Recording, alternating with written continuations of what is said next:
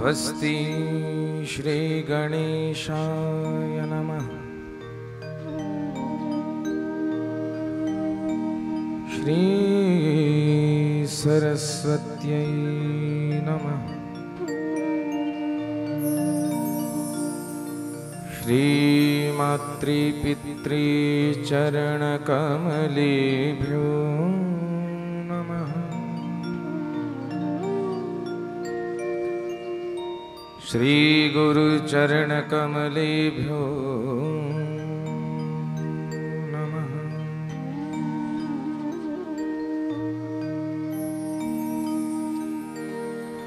नमः परमहंसाय स्वादितचरणकमलचिन्मकरन्दाय।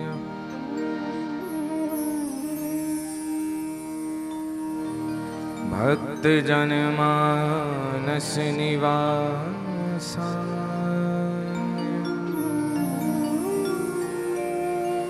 श्री रामचंद्र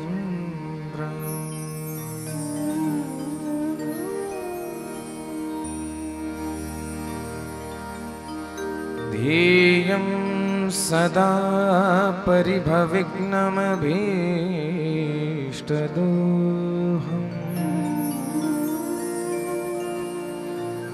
तीर्थास्पदं शिवविरिञ्चिनुतं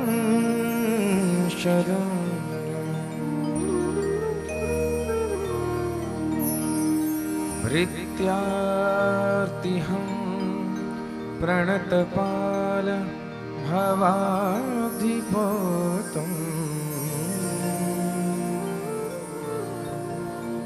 वन्दे महापुरुषते चरणारविन्दम्।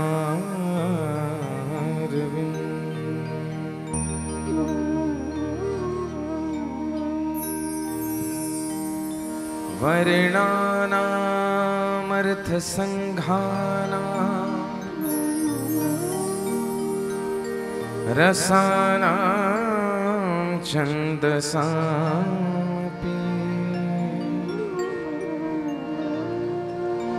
मङ्गलानां च करतारौ वन्दे वाणी विनायकम्।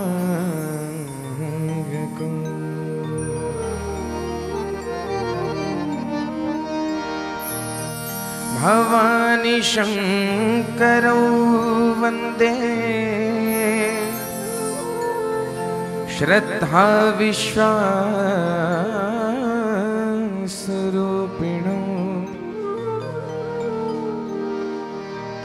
याभ्यां विना न पश्यन्ति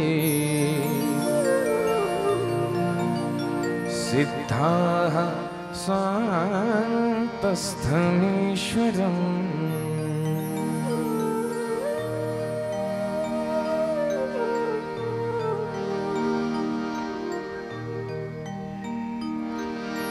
ब्रह्मानन्दं परमसुखदम् केवलं ज्ञानमूर्तिम्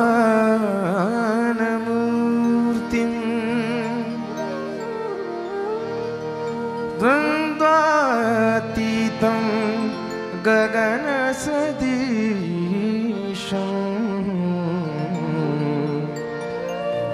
तत्त्वमस्यादिलक्ष्यम्।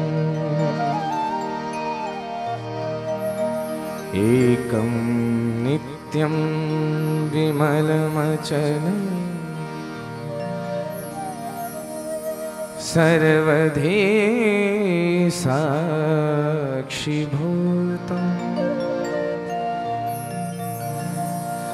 केदाराञ्चलसंस्थितां हि सतत कुर्यात् सदा मङ्गलम्।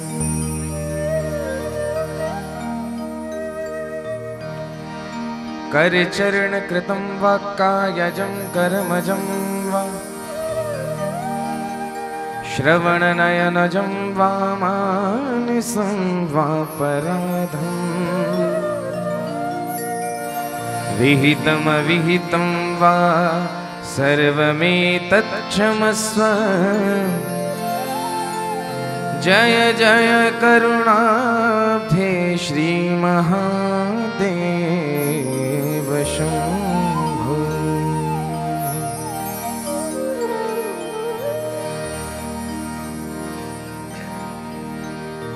वन्दे बोधमयं नित्यं गुरुं शङ्कररूपिणम्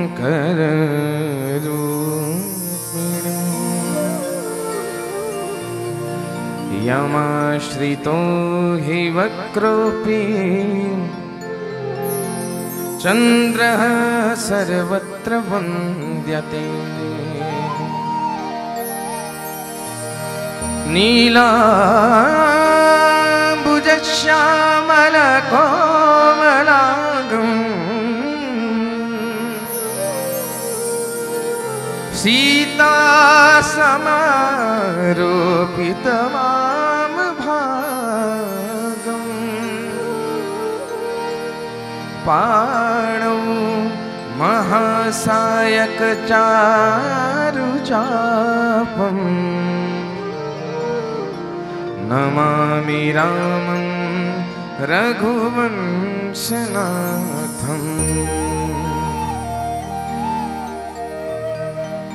मनोजवं मारुततुल्यवेगं जितेन्द्रियं बुद्धिमतां वरिष्ठम् वातात्मजं वानरयोधमुख्यम्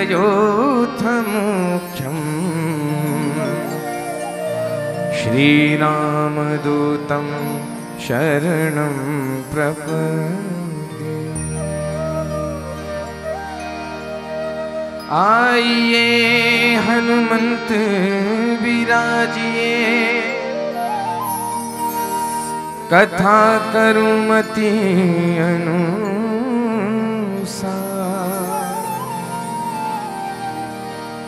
प्रेम सहित गादे धरूं विराजिए पवन कुमार। जय जय श्री राधा रमण जय जय नवल किशोर जय गोपी चित चोर प्रभु जय जय माखन चोर। बोले भक्तवत्सल भगवान की जय। श्री हनुमंत लाला सरकार की जय। उमापति महादेव की जय। माता पिता श्री की जय। श्री सद्गुरुदेव भगवान की जय। श्री पशुपतिनाथ भगवान की जय। कुलदेव भगवान की जय। ग्रामदेव भगवान की जय। वास्तुदेव भगवान की जय। क्षेत्रपाल देव भगवान की जय। भगवती कुलजामैया की जय। सब संतन की जय। सब भक्तन की जय। संत समाज की जय। श्री हरिद्वार धाम की जय। श्री वृंदावन धाम की जय। श्री काशी विश्वनाथ भगवान की जय। नमः पार्वती पतये हर हर महादेव। जय जय श्री सीताराम जय जय श्री सीताराम जय जय श्री सीताराम। श्री सीतानाथ समारंभा श्री रामानंदार्य मध्यमा अस्मदाचार्य पर्यंतां वंदे गुरु परंपरा। हरि शरणम। अरे जम के बोलो हरि शरणम हरि शरणम हरि शरणम। बोल भक्तवत्सल भगवान की जय। परम मंगलमय परात्पर अखिलेश्वर अकारण करुणा वरुणालय भक्तवांछित भूत भावन भोलेनाथ औघड़दानी बाबा भूतेश्वर की यह वांगमय प्रतिमूर्ति श्री शिव महापुराण प्राचीन शिव मंदिर कमेटी एवं गौरी कीर्तन मंडल के सौजन्य से एवं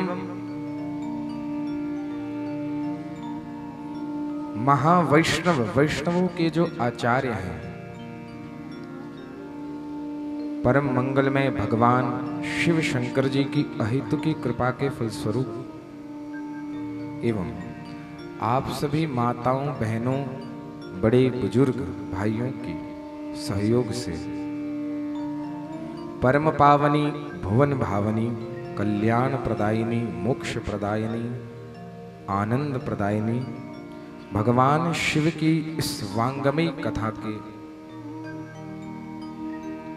पावन सुरसरी में आप सभी गत 9 दिवस से गोता लगाकर आते हैं। बंधुओं, जिस भी भक्त के जीवन में भगवान शिव की कथा आ जाए, ध्यान से सुनना, जिस भी भक्त के जीवन में भगवान शिव शंकर की कथा आ जाए, समझ लेना कि आप सभी के जीवन में मेरे भोले बाबा की अहेतुकी कृपा का वर्षण हो रहा है। और ये कथा तो वैसे भी बिना भोलेनाथ की कृपा से मिलने वाली नहीं है। भाग्योदयेन बहुजन्म समर्जितेन सत्संगमं च लभते पुरुषो यदा वै। और तो अज्ञान हेतु कृत मोह मदांधकारम नाशम विधाय हि तदोदयते विवेकः। जब हम सभी प्राणियों के जन्म जन्मांतर के, ध्यान से सुनना, एक नहीं, अरे 2 नहीं, अपितु जन्म जन्मांतर के जब हमारे पुण्य कर्म जो हमारे द्वारा किए गए हैं, उनके जब हमारे भाग्य उदय होते हैं, तब कहीं जाकर हमें भगवान की इस परम पावनी भुवन भाविनी कथा में गोता लगाने का, अरे भगवान की कथा को श्रवण करने का, सत्संग में बैठने का सुअवसर प्राप्त होता है। जब हमारी कथा में कोई संत आ जाए, कोई ब्राह्मण आ जाए और गुरु आ जाए, तो समझ लेना कि हमारी कथा फलीभूत हो गई। क्या हो गई? मैं नहीं कह रहा हूं, रामचरितमानस में लिखा है। जब तक नारायण की कृपा ना हो, भोलेनाथ की कृपा ना हो, भगवान की कृपा ना हो, तब तक आपकी कथा पूर्ण नहीं हो सकती। आप कथा में गोता लगा ही नहीं सकते। ना ही भगवान की कृपा के बिना आपको आनंद की प्राप्ति हो सकती है। बिनु हरि कृपा मिलहि नहीं संता। जब नारायण की कृपा हो जाती है, तब कहीं जाकर आपके जीवन में कोई संत आता है, कोई ब्राह्मण आता है, कोई परपुरुष नहीं, परम पुरुष आता है, जो आपके जीवन को कृष्णमय बना देता है, शिवमय बना देता है, भगवती से मिला देता है। और आज हम आप सभी पे ये भगवान भोलेनाथ की अहेतुकी कृपा ही तो है, उनकी अहेतुकी कृपा का वर्षण ही तो है, जो हम आप सभी को भगवान की कथा सुनने को मिल रही है। नहीं तो इस समय में तो लोहगढ़ वासी पता नहीं क्या क्या कर रहे हैं। कोई अपने ऑफिस में बिजी है, कोई अपने व्यापार में मस्त है, कोई टाइम पास कर रहे हैं, कोई इधर उधर घूम रहे हैं। क्यों? क्या वो कथा में नहीं आ सकते थे? बोले नहीं आ सकते थे। क्यों? वो इसलिए क्योंकि उनके ऊपर अभी भगवान की अहेतुकी कृपा का उतना वर्षण, अरे जम के बोलो, नहीं है। तो फिर किसके ऊपर है? हाँ, मानते हो कि नहीं? इसलिए दोनों हाथ उठा के जरा भोलेनाथ को दिखाओ, हर हर। हाँ, तो ये विश्वास मानना, हम जो यहां से बात कर रहे हैं उसका आप विश्वास पूर्वक सम्मान करना। और विश्वास में नहीं हो, श्रद्धा भी नहीं हो, तो फिर आजमा के देख लेना। और वैसे भी हमारे भोलेनाथ और भगवती तो श्रद्धा विश्वास रूपिणौ, क्या है? श्रद्धा और विश्वास के रूप हैं। यदि श्रद्धा होगी तभी तो भगवती के दर्शन होंगे, और यदि विश्वास होगा तभी हमारे भोले बाबा आपको दर्शन देंगे, तभी कृपा करेंगे, नहीं तो कृपा होने वाली नहीं। इसीलिए हमारा ये मनः एव मनुष्याणाम, ये जो मन ही है ना, ये ही मनुष्य के बंधन और मोक्ष का कारण है। क्या है? बंधन और मोक्ष का कारण। अब आप सोच रहे होंगे ये बंधन और मोक्ष क्या है भाई?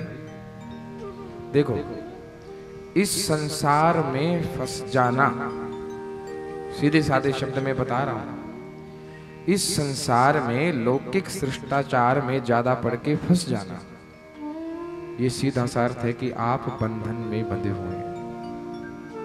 आपका ध्यान भगवान में नहीं लग रहा, लगाना तो आप चाहते हैं, परंतु कार्य भारी इतना है जी, घर में हम कार्य से मुक्त ही नहीं हो पा रहे। अरे जिम्मेवारियां ही इतनी पड़ गई हैं कि भगवान की कथा, भगवान का सत्संग, भगवान का नाम नहीं ले पा रहे। तो समझ लेना कि आपके ऊपर कृपा नहीं है और आपका मन संसार में फंसा हुआ है। और मोक्ष, अरे जब मोक्ष मिल जाता है तो संसार अच्छा बुरा ऊंच नीच कुछ भी नहीं रहता। तब आप इस संसार में नहीं बल्कि साक्षात भोले बाबा के श्री चरणों में निवास करते हैं। तो ये हुआ मोक्ष। आ गई बात समझ में? किस किस को आई? हाथ खड़े करो। हाँ, पूछता भी रहूंगा बीच में। हाँ, बोले भक्त वत्सल भगवान की जय।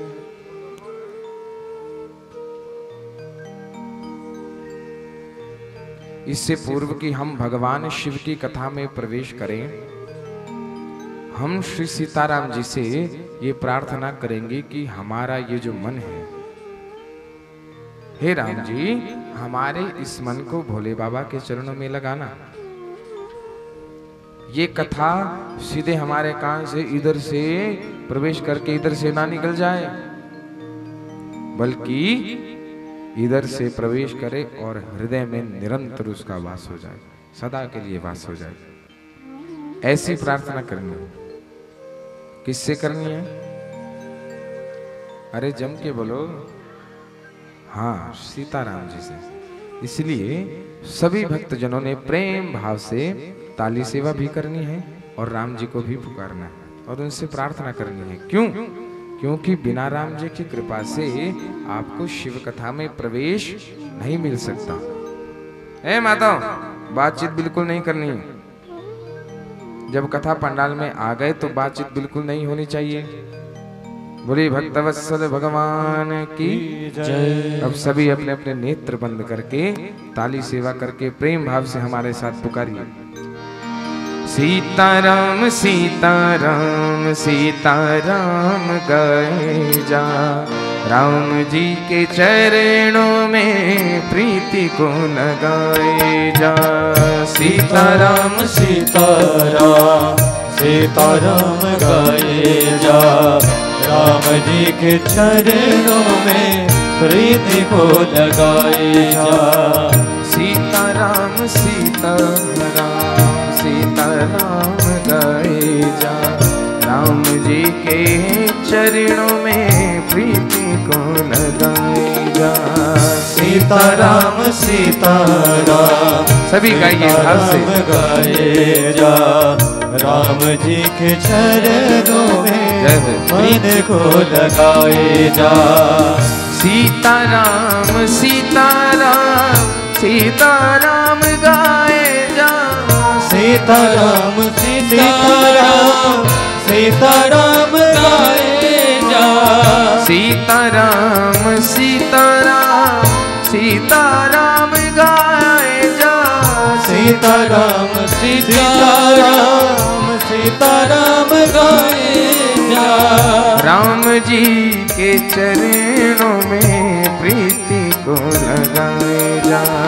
राम जी के चरणों में प्रीति को लगाए जा। जय सीताराम सीताराम सीताराम गाए जा।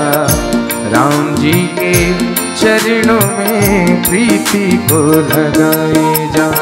सीताराम सीताराम सीताराम गाए जा। ऐसे नहीं, दोनों हाथ उठा के जरा। चरणों में प्रीति को लगाए जा। जय सीताराम सीताराम सीताराम गाए जा। राम जी के चरणों में प्रीति को लगाए जा। सीताराम पुकारिए जरा भाव से। सीताराम गाए जा। राम जी के चरणों में प्रीति को लगाए जा।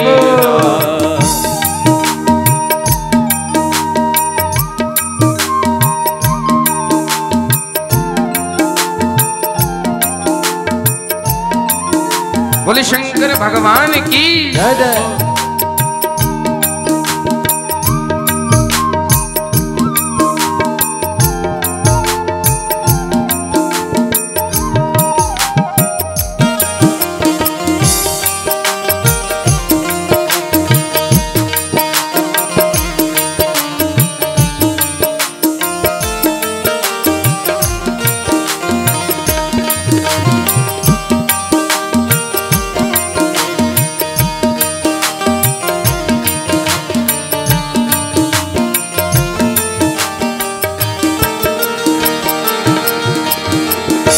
मंगल भवन अमंगल हारी।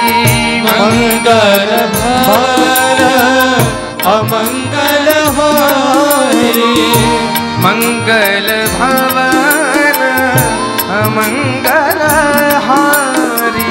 मंगल भवन अमंगल हारी।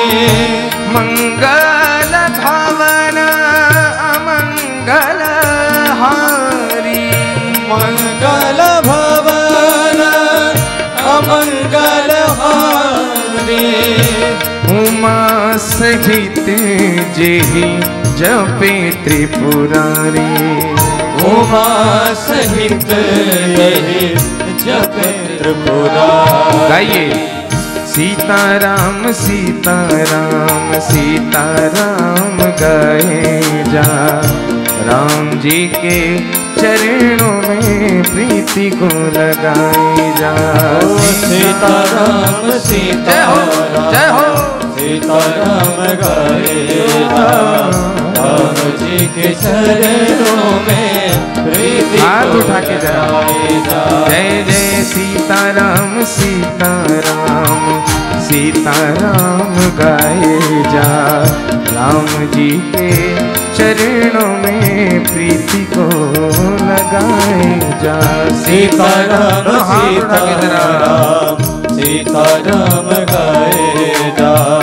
राम जी के चरणों में प्रीति को लगाए जा।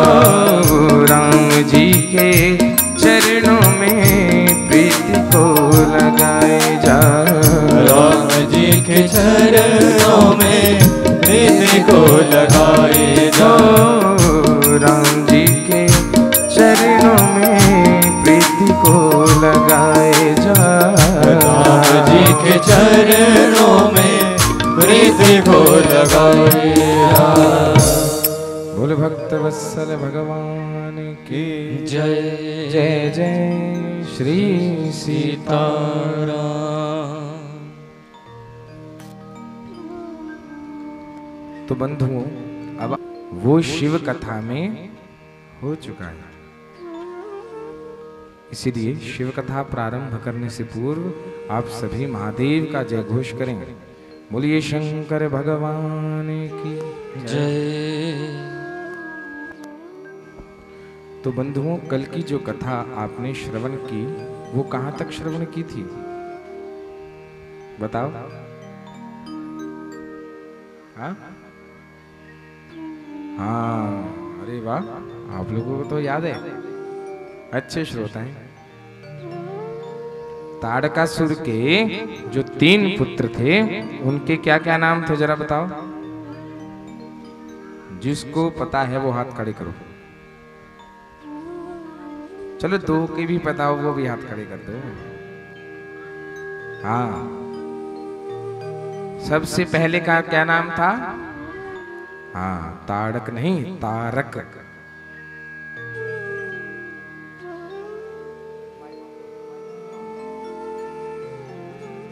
और दूसरे पुत्र का क्या नाम था? हाँ, याद करो याद करो। विद्युन्माली। क्या नाम था? विद्युन्माली। और तीसरे सबसे जो छोटे थे उनका क्या नाम था? हाँ, कमलाक्ष। तारक, विद्युन्माली और कमलाक्ष। जब इनके पिता ताड़कासुर का वध जब कार्तिकेय जी ने किया ना, तो इनको बड़ा क्रोध आया। उन्होंने बड़ी उग्र तपस्या करी और तपस्या करके वरदान प्राप्त किया। और वरदान भी आपको पता है कैसा प्राप्त किया? ऐसा जैसा आज तक किसी को मिला ही नहीं। महाराज, अब तो देवी देवता बड़े ही दुखी हो गए। दुखी होकर ब्रह्मा जी और विष्णु को संग लेकर कहां गए?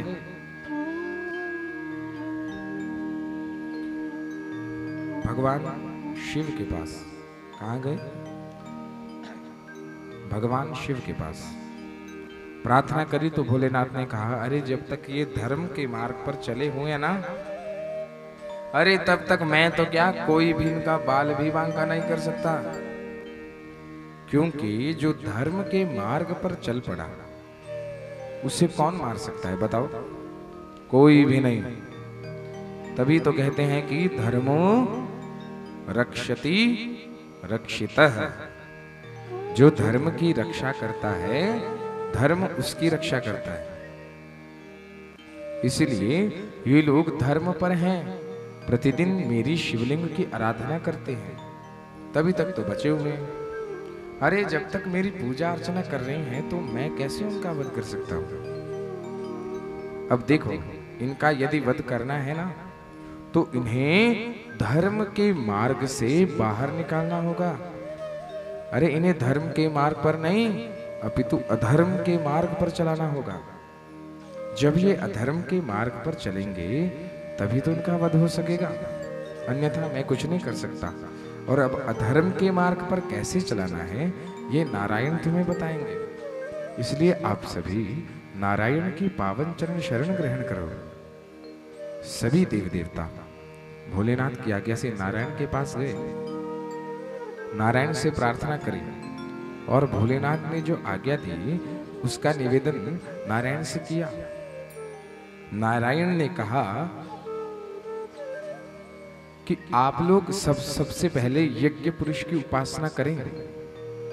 देवताओं से कहा कि आप लोग सबसे पहले यज्ञ पुरुष की उपासना करें और उससे कुछ गणों को क्या करें? मेरे समक्ष उपस्थित करें। फिर मैं जो उन्हें आज्ञा दूंगा उससे देखा जाएगा कि इन 3 दैत्यों का क्या होगा। देवता मान गए, यज्ञ पुरुष की उपासना करी। जैसे ही यज्ञ पुरुष की उपासना करी, वैसे ही यज्ञ कुंड से हजारों भूत प्रेतों के समुदाय वहां पर प्रकट हो गए। जैसे ही वे प्रकट हुए तो भगवान विष्णु ने उन्हें आज्ञा दी, हे वीरों, जाओ और उन त्रिपुरासुर के महल सहित उसे ध्वस्त कर दो, मार दो, आग जलाकर भस्म कर दो।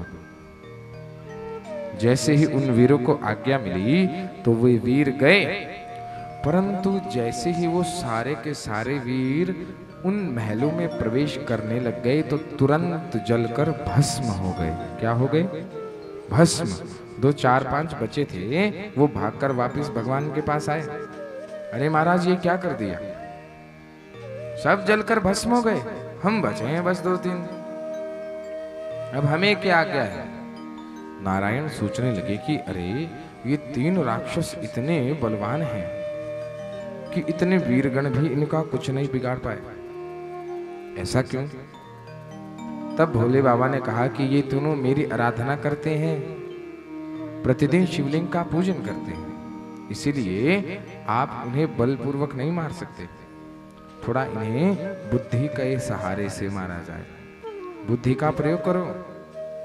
जब ऐसी प्रार्थना की और ऐसी आज्ञा दी है भोले बाबा ने, तब भगवान विष्णु ने ऐसा विचार किया कि मुझे कुछ ऐसा उपाय करना चाहिए ताकि वहां त्रिपुरासुर के नगर से समस्त धर्म सहित वेदों का लोप हो जाए।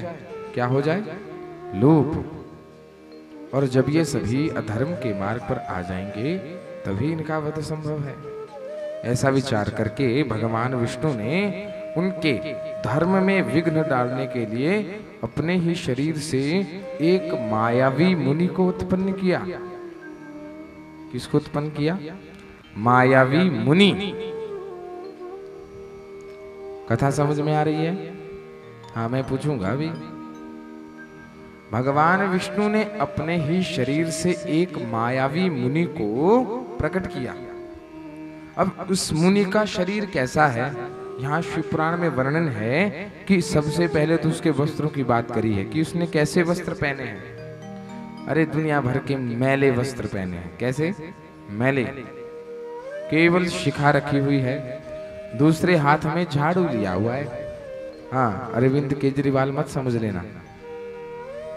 बोलो भक्तवत्सल भगवान की जय।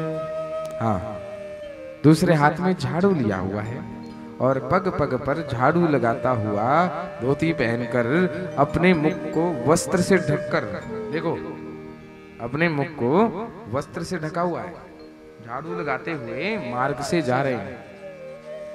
ये स्वरूप उनका है। जैसे ही ये प्रकट हुए ना, तो भगवान विष्णु से कहने लगे, हे नारायण, मैं कौन हूं? आपने मुझे क्यों प्रकट किया है? मेरा नाम क्या है और मैं क्या करूंगा? मेरा क्या कार्य है? कृपा करके मुझे बताएं। जब ऐसी प्रार्थना उस पुरुष ने करी, तब नारायण ने क्या कहा कि तुम मेरे ही रूप से उत्पन्न हुए हो, इसलिए तुम्हारा नाम अरिहन होगा। क्या नाम होगा? अरिहन। अरिहन। क्या नाम होगा? हाँ, अरिहन। अब बताया कि तुम क्या काम करोगे। तब भगवान विष्णु ने कहा, मायिन महामाया शास्त्रम तत्षोडश सहस्रकम् श्रौतस्मार्त विरुद्धं च वर्णाश्रम विवर्जितम् अपभ्रंशमयं शास्त्रं कर्मवादमयं तथा रचयेति प्रयत्नेन तद्विस्तारो भविष्यति। बड़े ध्यान से सुनना। देखो भगवान विष्णु ने क्या लीला रची। जब इस पुरुष ने पूछा कि हे नाथ, हे नारायण, बताओ मैं क्या कार्य करूं, तब नारायण भगवान ने इनको कहा कि हे पुरुष, तुम 16,000 श्लोकों वाला धर्म से भ्रष्ट कोई मायावी ग्रंथ बनाओ। क्या बनाओ? 16,000 श्लोकों वाला धर्म से भ्रष्ट कोई मायावी ग्रंथ बनाओ जो क्या हो? श्रुति, वेद, शास्त्र, उपनिषद आदि समस्त ग्रंथों से और वर्णाश्रम धर्म से रहित हो। और तो और तुम उसको बना करके उस शास्त्र के आधार पर उसकी सहायता से, शास्त्र की सहायता से त्रिपुर जाओ और उन त्रिपुर वासियों को, समस्त त्रिपुर वासियों को तुम क्या करो? मोहित करो। इस शास्त्र को सुना सुनाकर वहां के सभी लोगों को धर्म से भ्रष्ट कर दो। क्या कर दो? धर्म से भ्रष्ट। उन्हें दीक्षा दो, ऊट पटांग दीक्षा दो, केवल शरीर ही सब कुछ है ऐसी दीक्षा दो और उनका सर्वनाश करो। ये मेरी आज्ञा है। और आज से तुम्हारा नाम क्या होगा? नहीं, मुंडी। हाँ, क्या नाम होगा? मुंडी। क्योंकि जो पाखंड करे, धर्म से भ्रष्ट करे, अपभ्रंश करे, वही तो मुंडी है। क्या है? मुंडी।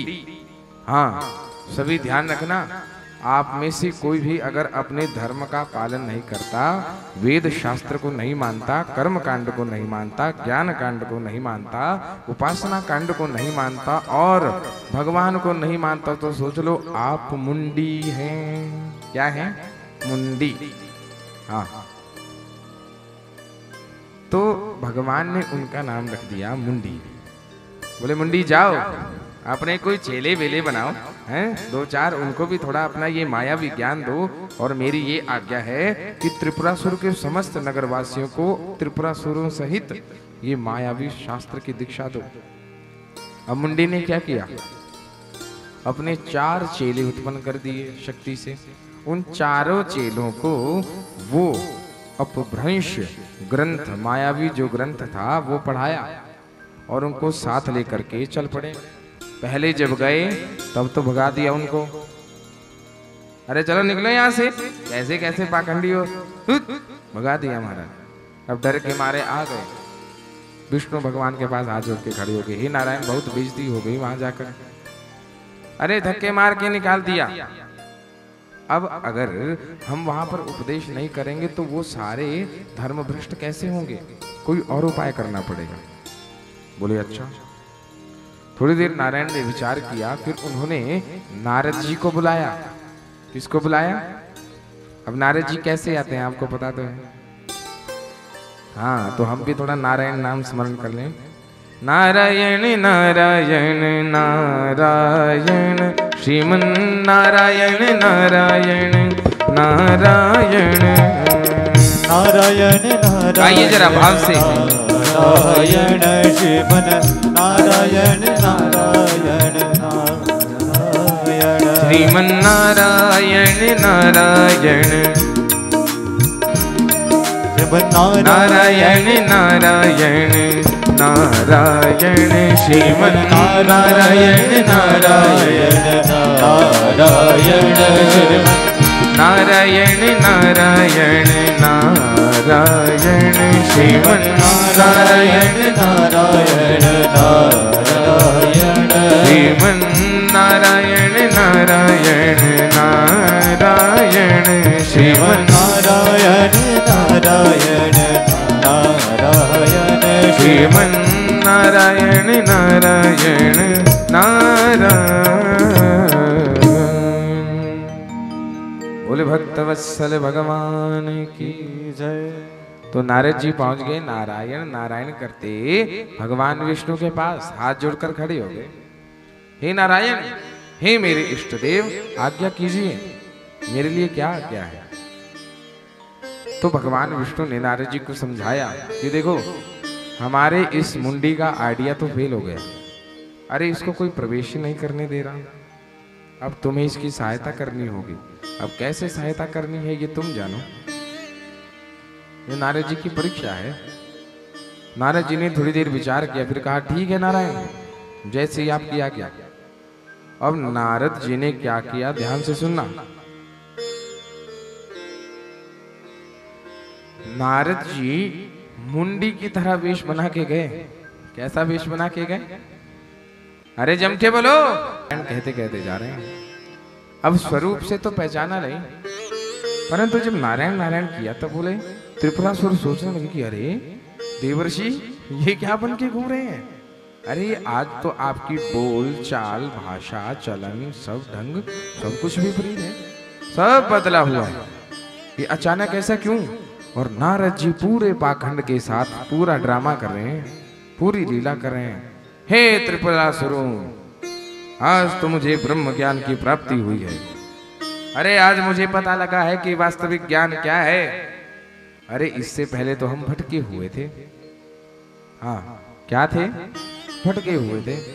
अरे आज हमें असली तत्व ज्ञान की प्राप्ति हुई है।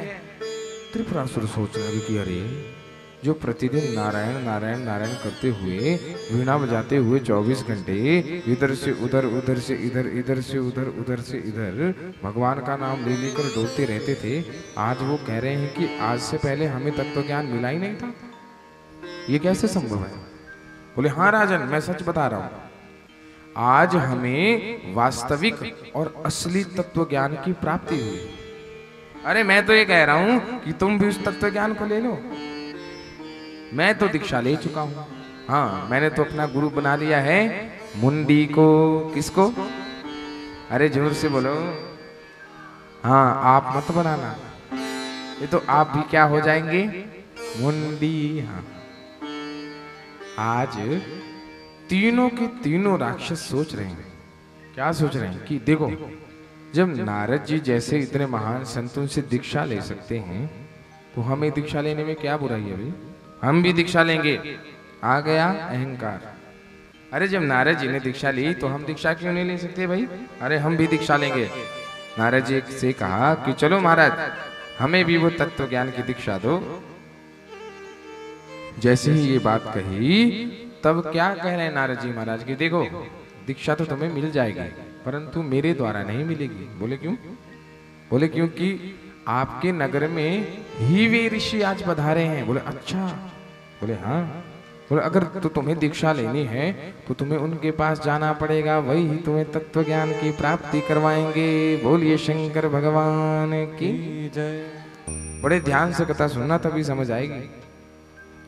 जब ये आज्ञा नारद जी महाराज ने उन्हें दी तो उन तीनों कुमारों ने सोचा कि चलो कोई बात नहीं, यदि वे ही दीक्षा हमें देंगे तो हम उनसे ले लेंगे, उसमें क्या है।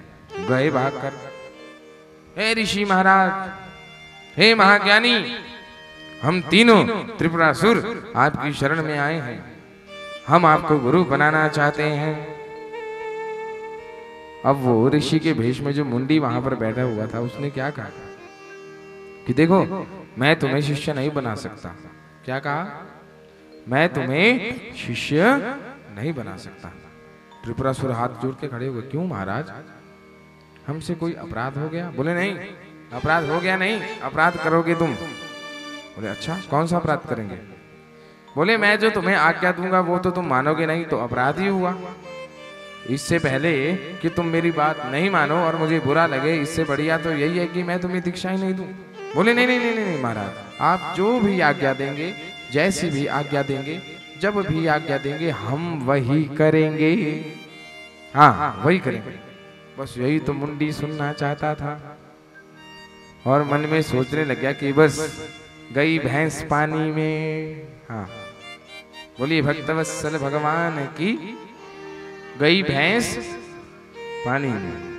बोले अब फंसे ये मेरे जाल में, अब देखो कैसी दीक्षा दूंगा। बोले वचन दो तब मानूंगा। बोले हाँ महाराज, वचन, संकल्प सहित वचन दे दिया।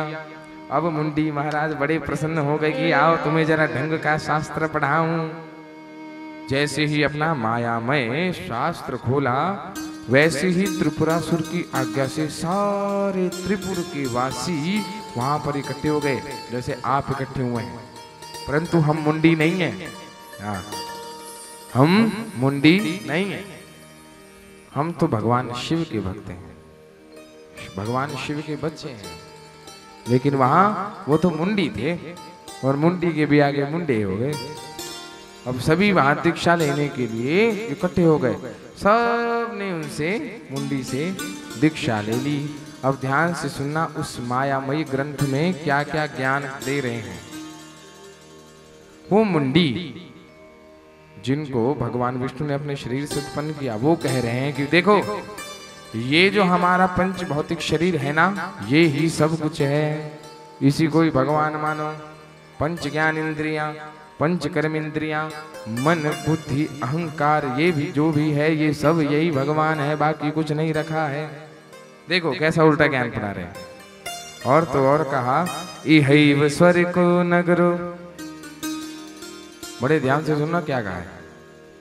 इहैव स्वर्गो नरको प्राणिनां नान्यतः क्वचित् सुखम स्वर्ग समाख्यातः दुखम नरक में वही। बोले शंकर भगवान की जय। ध्यान से सुनना कैसा ज्ञान दे रहे हैं। अपने शिष्यों से वो मुंडी कह रहे हैं कि देखो मेरी बात सुनो, प्राणियों के लिए स्वर्ग भी यही है और नरक भी यही है। क्या है?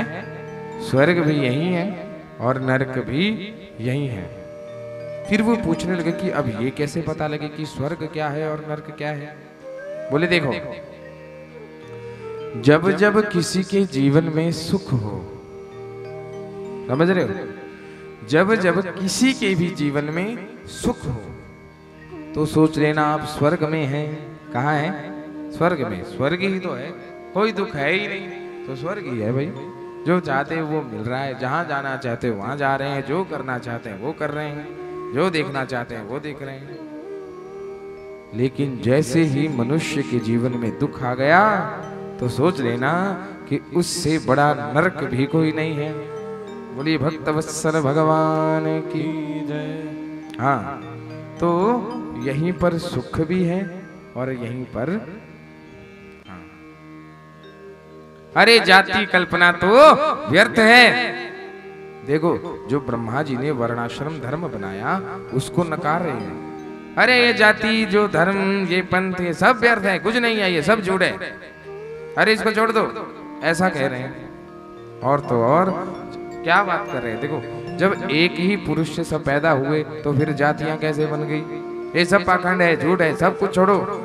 और तो और महाराज, सशिष्यो वेद धर्माश्च नाशयामास चादरा, अकेले नहीं शिष्यों सहित ये कह रहे हैं और सबको अपना शिष्य बनाकर कह रहे हैं। वेद धर्माश्च ये के चित्ते सर्वे दूरतः कृता। और मुंडी ने धर्म के विरुद्ध, शास्त्रों के विरुद्ध, नियम के विरुद्ध सारा उल्टा ज्ञान देकर उनकी मति भ्रष्ट कर दी, उनके धर्म का नाश हो गया। अब वो पहले थे धर्मानुरागी, क्या थे? अरे जम के बोलो, धर्मानुरागी। अब क्या हो गए? अधर्मानुरागी। पहले धर्म पे चलते थे, अब अधर्म पे चल रहे हैं, क्योंकि गुरु ही वैसा बनाया है। बंधुओं, जीवन में गुरु का विशेष महत्व होता है। पानी पियो छान कर, गुरु बनाओ जान कर। केवल एक ही समय ऐसा है जब आप गुरु को बनाने से पूर्व परख सकते हैं कि ये सच्चा है, असली है या नकली। अगर गुरु बना दिया और उसके बाद अगर अपने आप को साइंटिस्ट बने तो सोच लो कि तुम्हारा नरक कन्फर्म। इसलिए गुरु सोच समझ कर बनाना। ये नहीं देखना कि बढ़िया फैशन करके लंबे बाल बढ़ा के 10-15 मालाएं गले में डाल के और महंगे महंगे कपड़े पहन के अगर कोई आ गया हाथ ऐसे करके तो वो गुरु हो गया। गुरु का अर्थ कोई ये नहीं है कि महंगे कपड़े पहनेगा। अरे गुरु का तो तेज ही बता देगा कि इसका तप क्या है। गुरु की वाणी बता देगी कि इनका तप क्या है। गुरु के तो नेत्र बता देंगे कि इनकी दृष्टि कैसी है। और गुरु के व्यवहारिकता ये बता देगी कि ये पाखंडी है या ये परम तत्व को प्राप्त कर चुके हैं। क्या ये हमारा जीवन सुधार सकते हैं या नहीं सुधार सकते? बड़ा सोच समझकर गुरु बनाओ। ये नहीं मुंह उठा के थाली उठाकर चले गए, हर के गुरु जी। अरे क्या गुरु जी? अरे अंधा गुरु लालची चेला, दोनों नरक में रेलम रेला। हाँ, इसलिए सोच समझकर गुरु बनाओ, दोनों नरक में। ये बात ध्यान रखना, अकेले नहीं जाओगे, गुरु सहित। देखो आजकल गुरु बनाने की बड़ी होड़ लगी हुई है। बाबा जी, गुरु जी, फलाना ढिमका, पता नहीं क्या है क्या। अरे जब कह दिया कि कृष्णम वंदे जगत गुरुम, तब भी आप लोग बाहर गुरुओं को ढूंढ रहे हैं। फिर प्रश्न हुआ कि अगर कृष्ण तो हमें दिख नहीं सकते, हम उनके दर्शन नहीं कर सकते क्योंकि हमारे नेत्रों में वो सामर्थ्य नहीं है। अरे हमारे नेत्रों में क्या, जब अर्जुन को कुरुक्षेत्र में दिव्य दृष्टि भी दी तब भी डर के माने रोने लग गए। 5 सेकंड से ज्यादा नहीं देख पाए। कितने? 5 सेकंड से ज्यादा। तब भी आंखों में ऐसे कर दिया कि महाराज अपने रूप को भगा दो, मुझ में सामर्थ्य नहीं है। भगवान ने कहा अरे कमाल करते हो, तुम्हें तो दिव्य दृष्टि दी है मैंने। बोले नहीं, ये दिव्य दृष्टि भी आपको देखने के लिए पर्याप्त नहीं है। इसीलिए गुरु जब भी जीवन में बनाए तो सोच समझकर बनाए। अरे हमने भी गुरु धारण किया, हम भी अपने गुरु की शरण में हैं, परंतु विश्वास के साथ हैं। हमने अपने गुरु को पहले परखा है, अब नहीं परख सकते, क्योंकि हमें दृढ़ विश्वास है कि अगर हम भी मूर्ख हो जाएंगे तो हमारे सदगुरुदेव भगवान हमें वहां से जबरदस्ती खींचकर वहां से बाहर निकाल कर भक्ति के मार्ग में रख देंगे। बोली भक्तवत्सल भगवान की जय। आचार्य कार्तिक जी महाराज जो हमारे दाई और विराजमान हैं, ये हमारे गुरु भाई हैं जो मूल पाठ कर रहे हैं अभी। वैसे तो सभी भाई हैं, परंतु हम रामानंदी वैष्णव संप्रदाय से दीक्षित हैं, तो हम दोनों का तिलक भी एक जैसा है। एक हमारे गुरुदेव कथा के 6ठ दिवस में यहाँ पधारे थे। अब जिसकी तो भाग्य अच्छे थे, जिसके ऊपर गुरुदेव भगवान की कृपा हुई, तो सोच लेना, क्योंकि गुरु साक्षात शिव है। क्या है? शिव। चिदानंद रूपम शिवोहम शिवोहम। हमारे तो भाग्य जागृत हो गए थे, क्योंकि हमारी कथा में गुरु भी आए, ब्राह्मण भी आए हैं, आज दूसरी बार आ गए हैं। इनका प्यार प्रेम है हमारे साथ। अब केवल एक लोग बचे हैं, वो है भगवान संत। कौन बचे हैं? संत भगवान। जब संत मिलन हो जाए, तेरी वाणी हरि गुण गाए, तब इतना समझ लेना अब हरि से मिलन होगा। किससे? हरि से। हाँ, इसलिए जीवन में गुरु धारण करो, मना नहीं है, परंतु सोच समझ कर करो, क्योंकि जीवन बार बार नहीं मिलेगा कि चलो इस बार फेल हो गया तो अगली बार फॉर्म भर के आ जाएंगे। 83 लाख योनियां हैं। कितनी? 83,99,999। उसके बाद हम यहाँ पहुंचे हैं। टोटल कितनी है? 84 लाख। और जो अंतिम जन्म है, ये यही मनुष्य जन्म है जिसमें अभी आप जी रहे हैं। अगर इस जन्म में अच्छा काम हो गया तो सोच लो एक मौका और मिल जाएगा। इस जन्म में मुक्ति होने वाली नहीं है, क्योंकि आप लोग पाप कर्म कर चुके हैं, हम लोग पाप कर्म कर चुके हैं, लेकिन हम साथ में थोड़ा पुण्य कर्म भी करें ताकि अगला जो हमें जन्म मिले वो पुनः ब्राह्मण परिवार में मिले, उच्च कुल में मिले, मनुष्य देह में मिले, ताकि अगर अब नहीं तो कम से कम अगले जन्म में तो हम भगवान को प्राप्त कर लें। ये जन्म हमें ऐश्वर्याम के लिए नहीं मिला है। अरे ये जन्म हमें घूमने फिरने के लिए नहीं मिला है। ये जन्म हमें मदिरा पान करने के लिए नहीं मिला है। एक नंबर के नशेड़ी बन के मदिरा पान करते रहते हैं लोग, इधर उधर की फालतू बातें करते रहते हैं, मैंने सुना है, इसलिए कह रहा हूं। और लज्जा भी नहीं आती लोगों को। देखो, दुनिया भर के पैसे खर्च करके इतनी आलतू फालतू की चीजें लेंगे, क्या कभी भगवान के लिए, ठाकुर जी के लिए 2 वस्त्र खरीदे आपने? अरे क्या कभी भोलेनाथ के लिए श्रृंगी खरीदी आपने?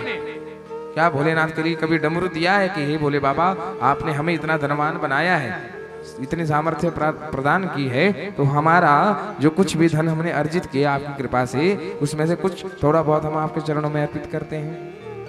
अरे आपने जो हमें धन कमाने की इतनी सामर्थ्य प्रदान की है, उस धन से हम दशांश भाग कभी आपकी कथा में समर्पित करें। कभी आया ऐसा भाव? नहीं, नहीं आया, क्योंकि आप सबके धर्म का लोप हो चुका है, हम सबके धर्म का लोप हो चुका है। अरे ये तो कृपा है, ये तो साक्षात कृपा है जो हम भगवान के दरबार में बैठे हुए हैं। नहीं तो देख लो, अभी 7 बजेंगे तो मुंह उठा के सभी आ जाएंगे इधर। मुझे नहीं पता क्या, सब लोग भंडारे के शौकीन है, अरे कथा का शौकीन तो कोई है ही नहीं। ये सच है, अच्छा लगे तो भी ठीक है, बुरा लगे तो भी ठीक है, अपना क्या है। हम तो जय सिया राम कहते कहते निकल जाएंगे परसों, उसके बाद तो आपका ही जीवन है, संभालना तो आपको ही है। मुझे कौन सा कोई पैसे देने वाला है इसके। हमारा काम है आपको जागृत करना। ब्राह्मण का यही धर्म है। क्या धर्म है ब्राह्मण का? जागृत करना। अब आप नहीं जागो तो मैं क्या करूं? क्योंकि ऐसा तो है नहीं कि आप लोग अजर अमर हो, या आपने कोई अमृत का पान किया है देवताओं और दैत्यों के साथ लड़ाई करके। मरेंगे तो सब मरेंगे, फिर बाद में तुम रोते हुए आ जाते हो कि हमारे पति बीमार रहते हैं, हमारे ऐसे हाल हैं, हमारे से उठा नहीं जाता। जब जो उठना था, जब चलते थे, जब फिरते थे, जब धन भी था, तब तो भगवान के दरबार में गए नहीं। अब जब मरने का समय आया, तब रोते हुए भगवान को याद करते हो कि भगवान रक्षा करे। क्यों करे भाई? जब समय दिया था तब कहाँ मर गए थे? तब कौन सी आफत आई थी?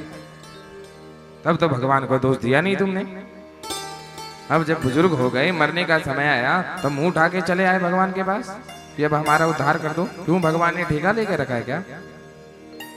सारा ठेका भगवान ने ही लेके रखा है। भगवान ने तो मनुष्य देह दी, मन दिया, हर एक शरीर दिया, अरे धन भी दिया, तन भी दिया, तब भी भगवान का नाम नहीं ले रहे।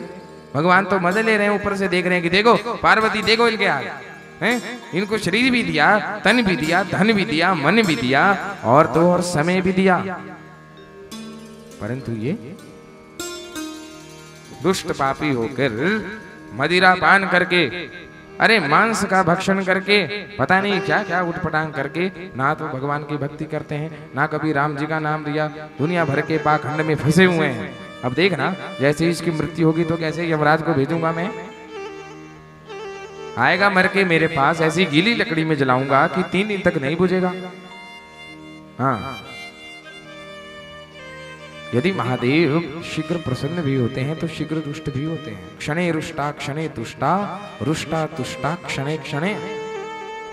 आप लोगों को जागृत करना हमारा परम कर्तव्य है, इसलिए ये व्यासपीठ बनी है। ये तो कथाएं तो बहुत होती हैं, थोक में। कैसे? थोक में। परंतु इतनी कथाएं सुन ली, क्या आपके पास 2 पैसे की भी अकल है? बताओ, क्या आशा कर लिया आप लोगों ने इतनी कथाएं सुन के? एक भागवत पहले भी तो हुई थी यहाँ पे, क्या आशा कर लिया आप लोगों ने? आप लोगों को बार बार यही कहना पड़ रहा है कि आप लोग त्रिपुंड लगाइए, ये करिए, भगवान शंकर के शरण में जाइए, ब्राह्मणों का सम्मान करिए, तब जाकर आपको समझ आ रही है बात। परंतु चलो, एक बात की खुशी है कि कम से कम त्रिपुंड तो लगाया है। अरे आप लोग कम से कम कथा तो याद रखते हो। नहीं तो कई जगह तो इतने बुरे हाल हैं महाराज कि जब ब्राह्मणों को सामने भी देखते हैं ना, तो ऐसे नजरें चुराते हैं जैसा पता नहीं कोई चोर आ गया। पता नहीं कैसी मानसिकता हो गई है। आजकल फोटो का जमाना है, फोटो का। ग्रंथ आता है तो ग्रंथ को कोई नहीं पूछता, फोटो कि फोटो से तरेंगे तुम। अरे भगवान आए हैं, थोड़ा सम्मान कर लो। पता नहीं क्या हो गया, कर रहे हैं धर्म का काम, पर धर्म की आड़ में अधर्म किए जा रहे हैं और सोचते हैं कि भगवान शिव की कृपा होगी। असंभव। अरे जो कृपा है वो भी हट जाएगी, सर्वनाश हो जाएगा, सर्वनाश। चाहे तुमने 4-4, 5-5 करोड़ की कोई बिल्डिंगें बना ली हो,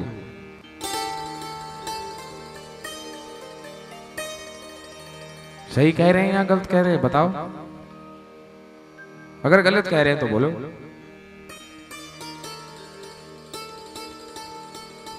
पूरा दिन टीवी के सामने, फोन के सामने बैठ बैठ के इधर उधर की गप्पे मार के सारा समय हमने बर्बाद कर दिया। और जब कोई एक्सीडेंट हो जाए, कोई बीमार हो जाए, तब जल्दी हाथ जुड़ जाते हैं, हे भगवान इसको बचा ले। क्यों बचा ले भाई? जब जो बचा हुआ था तब कहाँ थे ये हाथ? तब क्यों नहीं आई भगवान की याद? क्या दुख में ही रह गया भगवान? जब जो सुख हो गया, जब वो आनंद रूप में आपके पास आया, तब तो तुम लोगों को दिखा नहीं। अब जब दुख रूप में आया है तब तुम लोग बोलते कि भाग जा। नहीं, ये कब होता है? जब हम लोग धर्म के मार्ग से हट रहे हैं।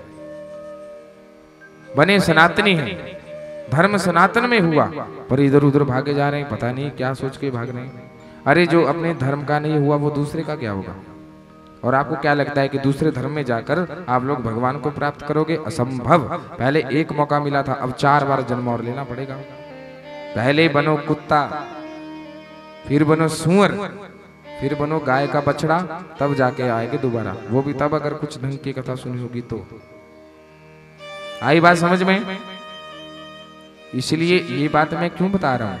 क्योंकि आज जो इतने बड़े धर्मात्मा त्रिपुरासुर भी थे, उनको भी कम से कम 5 मिनट के अंदर धर्म से विमुख करवा दिया। सोचो, प्रतिदिन शिवार्चन करते थे ये। भगवान शंकर भी मुकर गए कि मैं तो नहीं मारूंगा। अरे मेरी पूजा करते हैं, मैं क्यों मारूं इनको? मैं नहीं मारूंगा। अब जब भगवान की शरण में थे, अब इनको अधर्म में लाया गया। किसके द्वारा? मुंडी के द्वारा। पता नहीं कितने हजारों मुंडी आज हमारे संसार में घूम रहे हैं, जो धर्म से भ्रष्ट कर रहे हैं। वैसे ही आप लोग भी मुंडी बने फिरे बैठे हो। अपने भगवान पे तो विश्वास है नहीं। जब अपना भगवान हमारा साथ देता है, वो तो आप लोग कभी भाव से स्वीकार नहीं कर सके। अरे जिसने आपको जन्म दिया, जिस धर्म में जन्म दिया, उसे तो समझ लो। दूसरे के धर्म में जाकर कुछ ज्यादा ही हो जाएगा क्या? बोले भक्तवत्सल भगवान की। इसलिए धर्मो रक्षति रक्षितः, जो धर्म की रक्षा करता है, धर्म केवल उसकी ही रक्षा करता है। इस बात को अपने दिमाग में बिठा लो। हिंदू हो तो हिंदू बन के रहो, नहीं तो तुम भी चले जाओ फिर टोपी लगा के, वहां सफेद कपड़े पहन के।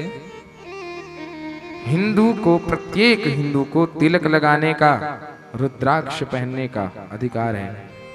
अब यदि जबरदस्ती बोल बोल के करना पड़ रहा है, तो फिर तो डाउट ये हो जाएगा कि हिंदू है या कोई और।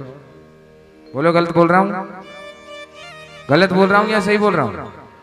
सही बोल रहे हैं। ऐसा ही ज्ञान किसने दिया? मुंडी ने। परंतु ये ज्ञान नहीं दिया जो मैंने आपको दिया। उसने दिया कि तिलक मत लगाओ, पूजा मत करो, दूसरा धर्म अपनाओ जिसकी मैं दीक्षा दे रहा हूं, और सब सत्यानाश। जैसे ही दूसरा धर्म अपनाया तो देखना अब क्या हाल हो गया इनका। पहले तो इनके नगर के दरवाजे को कोई स्पर्श नहीं कर सकता था, और अब क्या हुआ? अब ये चारों के चारों भीतर प्रवेश कर गए। जो मुंडी के शिष्य थे वो, और मुंडी